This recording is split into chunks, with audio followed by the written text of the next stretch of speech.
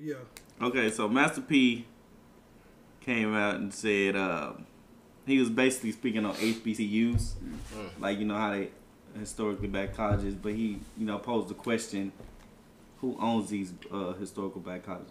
You know what? That's something I never thought about. Yeah, you don't think about that like initially. So, like, you don't really theoretically, he wants to try to own historical black colleges. How do y'all feel about that? I like it.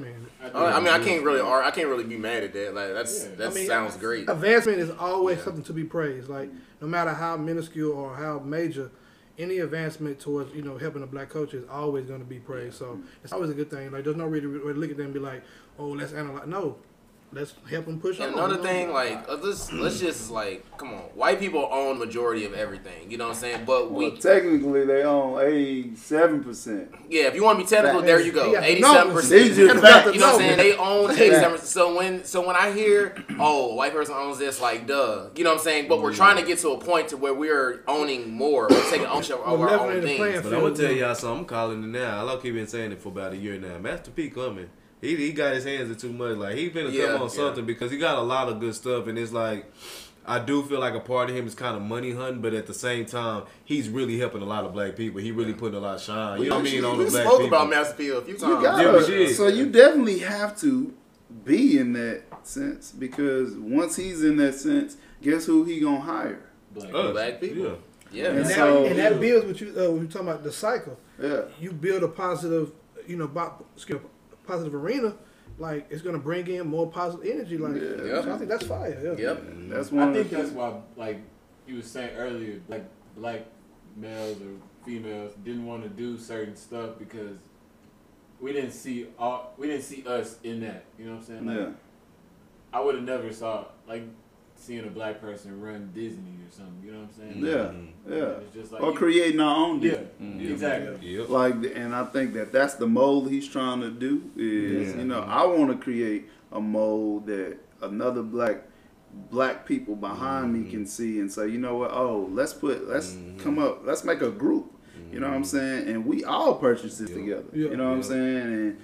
And that's the one thing that we lack. And that's cause like a lot of times when I have arguments with these two, like I always try to not try, but it's like I say an idea or I say a thought that's outside of like the norm. You know what I mean? Or that's outside the mold. And I'm just like, okay, it may not exist or it may not be like that, but why can't it be? You know what I mean? It's kind of like that's how we already set the chain. Like, oh, it ain't gonna be like that. It ain't like that. You know what I mean? But it's like, why?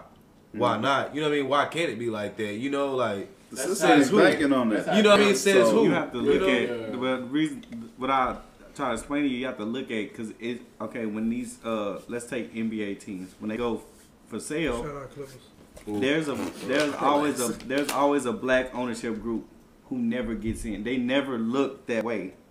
They always go for a white guy who has the same amount of money as this black group. Nothing over him. Piggybacking on that, Kendrick Perkins was saying something that was real important about how like black coaches or black owners don't get equal opportunity. You know, like for instance, he was saying when Mark Jackson, he built that Warriors culture.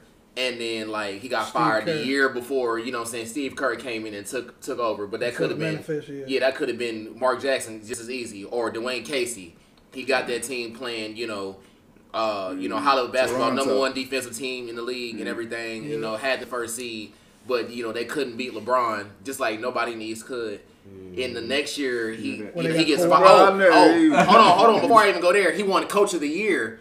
He won Coach of the Year. Then was fired. They got Kawhi Leonard won the championship, and then it looked like Nick Nurse did so. Yeah, the claw. Yeah, they did. Relax, but so. Joe, like just different like examples like that of black coaches not getting that same opportunity, or you can go NFL as well. Yeah, but it's designed that way. So that's one thing that we have to understand is it's strategically done to be that way, where we're always running the same hamster wheel. You know what I'm saying? So it's not gonna. I hope that it changed, right? Yeah. But like I just explained, 87% of America's wealth is owned by white people. That means 13% is the rest of the minorities. Right. Yeah, not necessarily. And people think about that, and then black people Yeah. are going to be considered the last of the minority. Yeah. And I'm just being a buck with you because this is what happens with the numbers and stuff like that. What happens is they start to put other ethnic groups with white folks. So I don't know if you kind of noticed this. What you mean? Explain it. So yeah, to blend with them because it's easier to blend. So like Hispanics, they're going to, they're going to be considered white soon. Damn. Like yeah, I get what you're saying. Like, you get what I'm saying? So like Europe, yeah, let me get all of them on one team because the only thing that's distinct is for sure when you see a black person, for sure when you see a white person, you can see a Hispanic person that looks white and you think, are you? Yeah, I got a friend like that. But you're never gonna run into somebody, even if they speak Spanish, if they're Spanish speaking, come from a Spanish speaking country. If you see them, you can tell. No, you got some African in you. Yeah, like Dominican Republic. That's a lot of people like that. Like, come from Spanish people, but they're black. They're So it's done like that on purpose to keep us that way because they understand that with the empowerment. Mm-hmm. Again, I don't want to motivate anybody. I want to empower you. Once you're empowered, then now you can bring. That comes with a set of resources, right? So I'm glad what you're saying because what you have been preaching that. I've been preaching that because what they do. My fault, Brian. They're trying to say, oh well, y'all are making millions of dollars playing the sport. Yeah, we're playing, but we're still working. We're still working for somebody. We're trying to get in a position of ownership. You know what I'm saying? That is what we're trying to get to. We can coach the team. You know what I'm saying? We can be the quarterback, if anything, or or we can be the owner. Yeah, but man, a lot of us are pigeonholed into African Americans think, and I just was having this thought that we think that all we can do is entertain. Exactly. Well, not just sports, but I know we talking about like in general. Think, you know what I'm saying? Think about what motivates these young folks. It's always going to be something in entertainment. Because now that's the psyche. The psyche is that's what you're here to do is to entertain people. Yeah, that's been a secret weapon. That's crazy. And it's right there in your face. I'm sorry. Because it's deep. It's right there in your face, and I've never really just honestly sat there and thought about it. Because that's the most simplest, deepest thing, bro. When West was like, I'm not gonna dance for you. You know what I'm saying? Oh yeah. That's why I hate. But that is one reason why I hate when people say rap. I hate when people ask me to rap. That shit piss me off. It's like, bro, like I'd rather you put money into my business. Like go stream a song. You know what I'm saying? Go buy a shirt. Hear or something. Me rap. Like, go view it. Give me a view. I'm not gonna sit here and like. But we also have to sometimes change our mindset, like and take opportunities like the Lakers when they was looking for a coach.